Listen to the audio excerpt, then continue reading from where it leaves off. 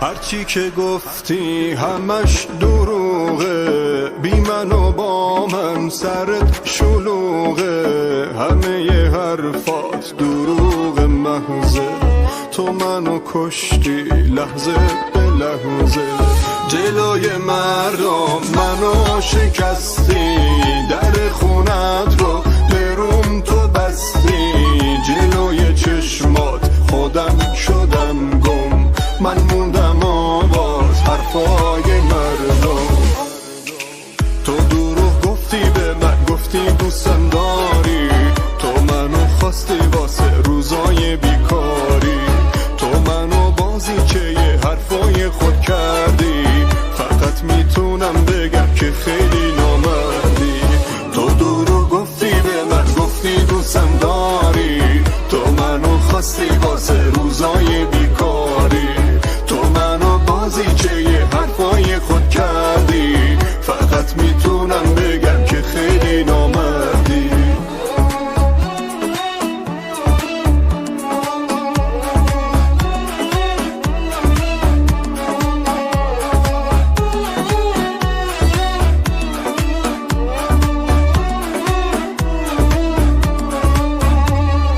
وای تو پر از دروغ، پر از هوا هوس بودی، وای تویی که برای من حکم نفس بودی، وای خدا جون منو بگیره یا جون تو، وای راضیم به کسی که بریز خونه تو. تو دروغ گفتی به من، گفتی دوستم داری، تو منو خواستی واسه روزای بیکاری، تو منو بازیچه حرفای خود کردی، فقط میتونم بگم که خیلی نامردی. الهی کی مثل خودتو پیدا شه، زندگی تو مثل من از هم بپاشه، دیگه نتونی سر تو بالا بگیری، روز و شبهاتون همش دوام و درگیری.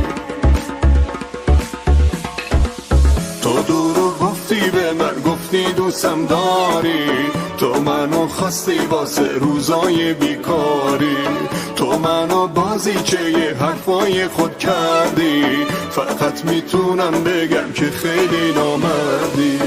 الهی کی مثل خودتو پیدا شه، زندگی تو مثل من از هم بپاشه، دیگه نتونی سر تو بالا بگیری، روز و شبهاتون همش دوام و درگیری.